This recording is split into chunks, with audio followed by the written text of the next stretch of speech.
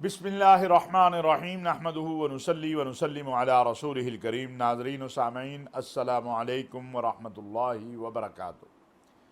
ناظرین، اس وقت جو وطن عزیز پاکستان میں صورتحال ہے، میں ضروری بات کرنا سمجھتا ہوں۔ گزشتہ روز D G I S P R اور D G I S I نے ایک پریس کانفرنس کی۔ یہ پریس کانفرنس کی نوبت کیوں آئی؟ یہ پریس کانفرنس ہونی چاہیے تھی کہ نہیں ہونی چاہیے تھی؟ اس پر بہت بات کی جا رہی ہے۔ بہت سارے لوگ ہیں جن کا موقف ہے کہ یہ پریس کانفرنس ہونی چاہیے تھی، قوم کو حقائق پتہ چلنے چاہیے تھے، سچ جھوٹ سامنے آنا چاہیے تھا۔ بعض لوگوں کا خیال ہے کہ چونکہ دنیا میں اس کی کبھی مثال نہیں ملتی ہے، ایسا پاکستان میں کبھی ہوا نہیں ہے کہ ڈی جی آئی ایس آئی جو ہیں وہ خود آئیں اور بات کریں، اس لیے یہاں تک بات نہیں پہنچنی چاہیے تھی۔ پھر اس ساری صورتحال کے اوپر ہندوستان جس انداز سے خوشیاں منا رہا ہے وہ بہرحال تکلیف دہ ہے۔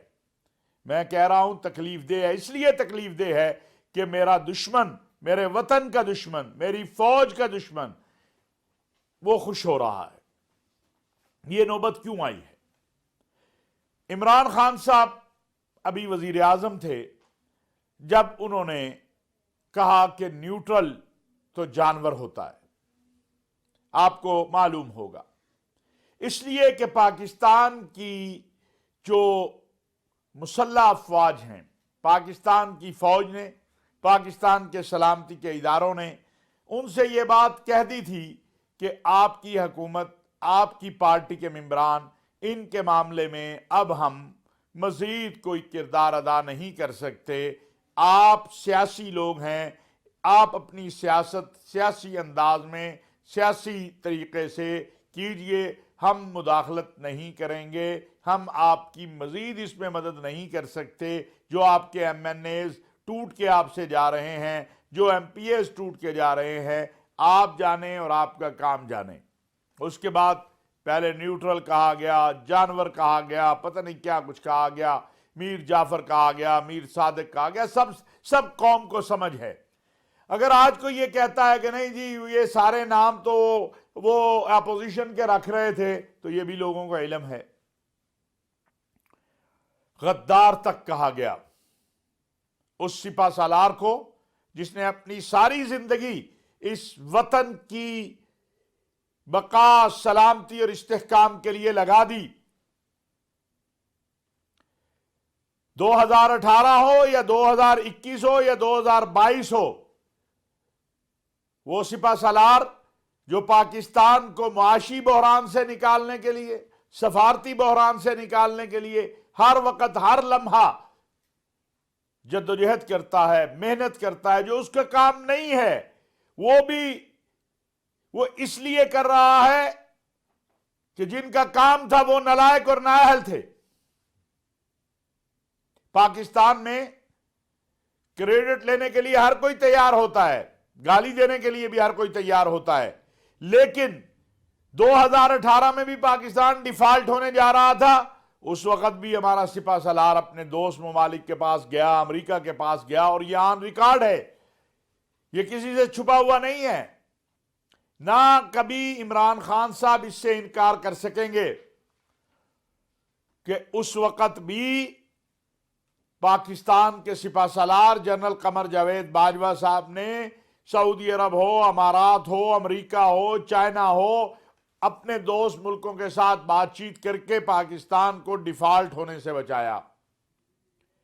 پھر سفارتی سطح پہ جو پریشانیاں آئیں، اور اللہ تعالیٰ نے سپہ سالار قوم جنرل قمر جاوید باجوہ صاحب کو یہ خوبی دی ہوئی ہے کہ وہ اپنے وطن اور اپنی قوم کے لیے اپنی انا کو قربان کرتے ہیں۔ اپنے تشخص کو اپنی قوم کے لیے، اپنے ملک کے لیے ایسے مرحلے آئے کہ 50 لاکھ پاکستانی جو مشرق وسطیٰ میں ہیں ان کے لیے خطرات پیدا ہو گئے۔ یہ میں ذمہ داری سے کہہ رہا ہوں، اور بہت سی چیزیں قوم کے علم میں ہیں۔ غیر ذمہ داری کی وجہ سے پاکستان اور سعودی عرب اور امارات اور دیگر جو اسلامی اور عرب ممالک ہیں ان کے اور ہمارے درمیان تعلقات کی نوعیت جو تھی وہ خراب ہونی شروع ہوئی۔ ایسے وقت میں جنرل قمر جاوید باجوہ صاحب نے اپنے دوست ممالک کا دورہ کیا، وہاں جا کے وہاں کی قیادت سے بات چیت کی اور معاملات کو معمول پر لے کر آئے۔ آج جس طرح چند ماہ پہلے اور اس کے اوپر بھی بڑی بات کی گئی، حالانکہ سوچنا چاہیے تھا کہ یہی باجوہ صاحب تھے جنہوں نے 2018 میں بھی اس ملک کو فنانشل جو بحران آ رہا تھا، جو پاکستان ڈیفالٹ ہونے جا رہا تھا، اس سے نکالا تھا۔ ابھی بھی انہوں نے اپنی کوشش کی ہے، ساری قوم کے سامنے ہے۔ پھر سوشل میڈیا کے اوپر جنرل سرفراز کی شہادت کے بعد جو انتہائی غلیظ مہم شروع کی گئی، جو شہداء ہمارے سر اور سر کا تاج ہیں، ہمارا فخر ہیں ہماری فوج کے، اور نوبت اب یہاں پر آ گئی تھی کہ ضروری ہو گیا تھا کہ قوم کو حقیقت معلوم ہو۔ رات کی تاریکیوں میں آپ اقتدار بھی مانگتے ہیں، آپ کہتے ہیں آپ ایکسٹینشن بھی لے لیں جتنی چاہیے آپ کو، آپ جو چاہتے ہیں کر لیں، صرف ہمیں اقتدار دے دیں، اور دن کے اجالوں میں آپ غدار کہتے ہیں، آپ جانور کہتے ہیں، آپ میر جعفر کہتے ہیں، آپ میر صادق کہتے ہیں۔ یہ کہاں کی، اس کو کیا نام دیں؟ اس کا کوئی نام ہے تو وہ بتا دیں۔ کیا کرے فوج، کیا کرے ملک کے سلامتی کے ادارے؟ اگر آپ ٹھیک کر رہے ہوتے تو کیا ہندوستان میں آج جشن ہوتا؟ کیا کہہ رہا ہے ہندوستان؟ وہاں کے مبصرین وہ کہتے ہیں 10 سال کے لیے پاکستان کو تباہ کرنا ہے تو 10 سال کے لیے عمران خان صاحب کو حکومت دے دیں۔ میں نہیں کہہ رہا، یہ ہندوستانی میڈیا پہ آ کے لوگ کہہ رہے ہیں، وہ جشن منا رہے ہیں کہ دیکھیں وہ آئی ایس آئی جس نے ہر جگہ شکست دی ہندوستان کو، جس نے اپنے ملک کا ہر سطح پر تحفظ کیا، جو آج بھی دنیا کے اندر ایک اپنا مقام رکھتی ہے، دنیا اسلام اس پہ فخر کرتی ہے۔ میں ذاتی طور پر وہ معلومات رکھتا ہوں، بدقسمتی کہیں یا خوش قسمتی کہیں کہ ہم بات نہیں کر سکتے، لیکن کیا موساد نے ہندوستانی راہ کے ساتھ مل کر خان صاحب کے دور میں یہ سازش تیار نہیں کی تھی کہ پاکستان کی فوج اور آئی ایس آئی کو بدنام کرنے کے لیے ایک پراپوگنڈا مہم چلائی جائے؟ اور اس مہم کو الحمدللہ اللہ کے فضل و کرم سے جن لوگوں نے ناکام بنایا ان میں ایک میں بھی تھا۔ آج پاکستان دشمن قوتیں ساری بڑی خوش ہو رہی ہیں۔ کیوں نوبت یہ آئی ہے؟ کون سی غلط بات کی ہے D G I S I نے؟ اگر وہ کہتے ہیں ہم سیاست میں نہیں آنا چاہتے تو آپ انہیں گھسیٹ گھسیٹ کے سیاست میں لا رہے ہیں۔ آپ کہتے ہیں یہ روک سکتے تھے عدم اعتماد کو، کیا کرتے وہ؟ ایم این ایز کو اٹھا کر لے جاتے، ہارس ٹریڈنگ کرتے؟ کیا یہ آئینی کام تھا؟ کوئی ایک ایویڈنس آپ نہیں دے سکتے کہ جس میں عدم اعتماد کی تاریخ میں کسی ایک ایم این اے کو کہا گیا ہو کہ تم جاؤ حزب اختلاف سے جا کے مل جائیں۔ ہم اس وقت آپ کے ساتھ کھڑے تھے۔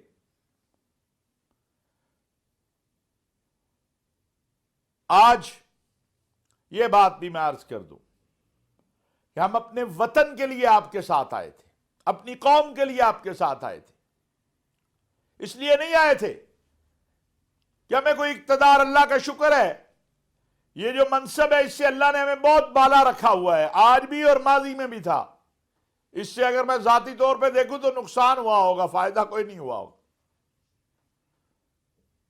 لیکن ہم آپ کے ساتھ کھڑے ہوئے پاکستان کے لیے، اور جب آپ نے پاکستان کے سلامتی کے اداروں اور پاک فوج کو نشانہ بنانا شروع کیا، اس وقت ہم نے یہ فیصلہ کیا، ہماری جماعت نے، پاکستان علماء کونسل نے، کہ نہیں، ہم ساتھ نہیں چل سکتے۔ میرا آج یہ سوال ہے کہ پاک فوج اور آئی ایس آئی کے جرم کیا ہے؟ دنیا اسلام میں پاک فوج اور آئی ایس آئی کو جس فخر سے دیکھا جاتا ہے کہ انہوں نے، آپ دیکھیں مصر میں کیا حال ہوا تھا، اب بڑی محنت کے بعد مصر کی موجودہ حکومت جو ہے واپس اپنی اکانومی اور معاشی صورتحال کو بہتر کرنے کی کوشش کر رہی ہے۔ شام، عراق، یمن، لیبیا، ان کے پاس ایٹمی قوت نہیں تھی، پاکستان کے پاس ایٹمی قوت تھی۔ پاکستان پہلا ہدف ہے کہ کسی طریقے سے عالم اسلام میں پاکستان کو کمزور کیا جائے اور پاکستان کو اس انداز میں اس جگہ پہ لایا جائے جہاں یہ ایٹمی قوت جو ہے یہ اپنا وجود قائم نہ رکھ سکے، اور یہ انشاءاللہ کبھی نہیں ہوگا۔ یہ آئی ایس آئی اور یہ فوج تھی جس نے پورے قد کے ساتھ کھڑی ہو کر شہادتیں قبول کر کے خون دے کے اپنے وطن کو انتہا پسندی اور دہشت گردی سے پاک کیا ہے۔ آج اگر یہ اتنا بڑا لانگ مارچ آپ نکال رہے ہیں اور کوئی بدامنی کی اور کوئی ایسا خوف نہیں ہے، تو اس کا کریڈٹ پاکستان کی فوج اور آئی ایس آئی اور دیگر سلامتی کے اداروں کو جاتا ہے۔ آپ کے پاس مائک ہے، آپ کے لوگوں کے پاس سوشل میڈیا ہے، آپ جو چاہے کریں، جس کی چاہے مرضی گالی دے دیں۔ ایک طرف مدینہ منورہ کی طرز کی ریاست کی بات کی جاتی ہے، سیرت کی بات کی جاتی ہے، دوسری طرف نہ کسی کی ماں، نہ بہن، نہ کوئی محفوظ نہیں ہے۔ جو آپ سے اختلاف کرے وہ سب سے زیادہ گندا ہے، اور جو گندا بھی ہو آپ سے اتفاق کرے وہ سب سے زیادہ اچھا ہے۔ پھر ارشد شریف صاحب کا قتل آ گیا۔ ارشد شریف، اس سے اختلاف ہو سکتا ہے لیکن وہ ایک محب وطن پاکستانی تھا۔ ارشد شریف کو کینیا کیوں لے جایا گیا، کس طرح پہنچا، یہ تفتیشی ادارے اپنا کام کر رہے ہیں اور کریں گے، لیکن میں ذمہ داری سے کہہ رہا ہوں ارشد شریف کے قتل کرنے والوں نے پاکستان کو کمزور کرنے کی کوشش کی۔ انشاءاللہ یہ حقائق سامنے آئیں گے کہ ارشد شریف کو قتل کرنے والے پاکستان کے دشمن تھے، پاکستان کے دوست نہیں تھے۔ چونکہ ابھی چیزیں تفتیش میں ہیں، اس لیے ارشد شریف کا قتل جو ہے اس کے اوپر پھر ایک ادھم مچایا گیا، سپہ سالار قوم کو اور سلامتی کے اداروں کو نشانہ بنایا گیا۔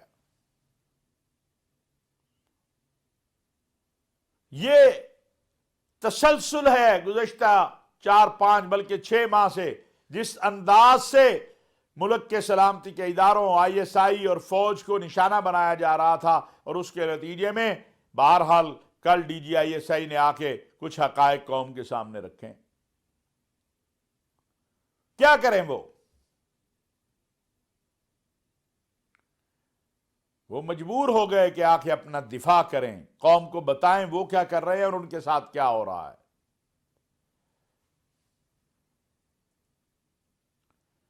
لانگ مارچ، جلسے، جلوس، مظاہرے، یہ پرامن، یہ جمہوری ملکوں میں حق ہے، لیکن اگر جتھے بازی سے، لانگ مارچوں سے حکومتیں تبدیل کرنی ہے تو پھر یہ پارلیمان وغیرہ ختم کیجیے۔ ہم نے، یہ میں ریکارڈ پہ لانا چاہتا ہوں کہ 2013 میں بھی پھر مولانا فضل الرحمان کا لانگ مارچ تھا، بلاول صاحب کا تھا، جس کا بھی تھا، ہم نے کہا کہ یہ طریقہ کار ٹھیک نہیں ہے، پارلیمان موجود ہے، تبدیلی لانی ہے تو پارلیمنٹ کے اندر سے تبدیلی لائیے، ورنہ 5 سال پورا کرنے دیجیے۔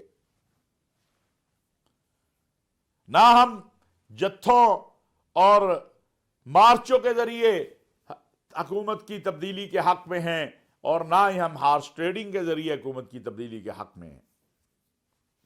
یہ دونوں باتیں آن ریکارڈ رہنی چاہیے۔ اس وقت ملک کو وحدت کی ضرورت ہے، اتحاد کی ضرورت ہے، ہماری اکانومی اور پھر ہمارے سیلاب زدگان۔ بتائیے مجھے آپ نے کتنا ہی مدد کی ہے سیلاب زدگان کی؟ کہاں گئے ہیں آپ؟ سیلاب زدگان کے علاقوں میں یا فوج نظر آئی، یا مولوی نظر آیا، یا سپہ سالار گیا ہے، یا وزیر اعظم گیا ہے؟ اور کون گیا ہے؟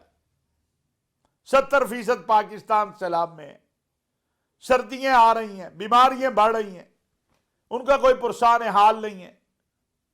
دنیا جو ہے اس کو جس طرح ہماری طرف متوجہ ہونا چاہیے تھا وہ نہیں ہوئی۔ یہ جو کچھ آ رہا ہے یہ بھی آرمی چیف اور وزیر اعظم کی ذاتی محنتوں سے آ رہا ہے۔ کیوں ملک کے اندر عدم استحکام آپ پیدا کر رہے ہیں؟ آپ کا فرض تھا کہ جب سیلاب آیا آپ کہتے 6 ماہ کے لیے ہم سب کچھ چھوڑ رہے ہیں، آئے مل کر پاکستان کے ان مظلوموں کو جو پانی میں آ گئے، جو جن کے گھر چلے گئے، اولاد چلی گئی، املاک چلے گئے، آئے مل کر آگے بڑھیں اور ان پاکستانیوں کو محفوظ بنائیں۔ جب تک ایک بھی پاکستانی اپنے گھر میں دوبارہ آباد نہیں ہوتا ہم سیاست بعد میں کر لیں گے۔ لیکن افسوس ہے اس طرف کوئی توجہ نہیں دی گئی، نہ دی جا رہی ہے۔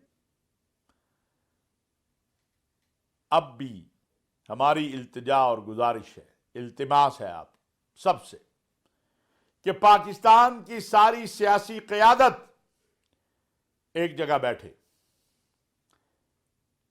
مذہبی قیادت، صدر صاحب بلا لیں سب کو اور بیٹھ کر مسائل کو حل کریں، تماشا نہ بنائیں ملک کو۔ ہم ایٹمی قوت ہیں۔ آج جو ہندوستان خوش ہو رہا ہے، ہندوستانی میڈیا عمران خان صاحب آپ اور آپ کے ساتھیوں کے بیانات کو ریفرنس بنا کر پاکستان کی فوج اور پاکستان کی سلامتی کے اداروں کے خلاف مہم چلا رہا ہے، اس سے دل دکھی ہیں۔ ہر محب وطن پریشان ہے اس سے، ہر پاکستانی پریشان ہے اس سے۔ ہماری آپ سے گزارش ہے کہ یہ انداز ٹھیک نہیں ہے۔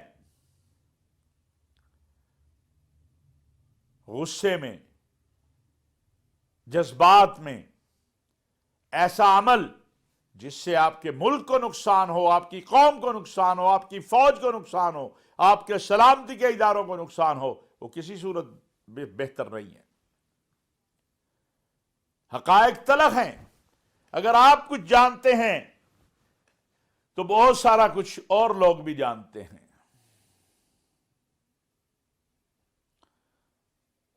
اگر سب وہ راز، وہ گفتگویں جو بند کمروں کی ہیں باہر کرنی شروع کر دیں گے تو پھر کسی کے پاس بھی کچھ نہیں بچے گا۔ اداروں کا مضبوط ہونا، فوج کا مضبوط ہونا وطن عزیز پاکستان کے استحکام کے لیے بہت ضروری ہے۔ اپنے موقف سے رجوع کیجئے، ٹیبل پہ بیٹھیے۔ کیا یہ ممکن ہے کہ ایک جماعت 12-13 ملک کی جماعتوں کو، وہ بھی اس ملک کی جماعتیں ہیں، آگے لگا کے الیکشن لے لے گی؟ ایسا ممکن نہیں ہے۔ یہ بات چیت سے ہی مسئلہ حل ہونا ہے، مذاکرات سے، گالی گلوچ سے نہیں ہونا۔ بند کیجئے، اپنے سوشل میڈیا ٹیم کو حکم دیجئے کہ یہ جو ملک کے سلامتی کے اداروں اور افواج پاکستان کے خلاف مہم چلائی جا رہی ہے یہ بند کریں۔ اس فوج میں کون ہے؟ کوئی آپ کا بھائی ہے، کوئی میرا بھائی ہے۔ ان سلامتی کے اداروں جب یہ شہادتیں قبول کرتے ہیں، غازی بنتے ہیں، قید ہوتے ہیں، ہم نے تو کبھی ان کو پوچھا بھی نہیں ہے بیچاروں کو۔ تنقید کرنی بڑا آسان کام ہے، تعمیر کرنی بڑی مشکل ہے۔ اگلے چند ماہ بہت اہم ہیں اس خطے کے لیے، اس ملک کے لیے۔ اس لیے میری گزارش ہے کہ یہ جو ملک کے سلامتی کے اداروں اور افواج پاکستان کے خلاف مہم شروع کی گئی ہے، یہ بند کی جائے۔ اس سے نقصان کے علاوہ اور کچھ نہیں ہوگا۔ وما علینا الا البلاغ المبین۔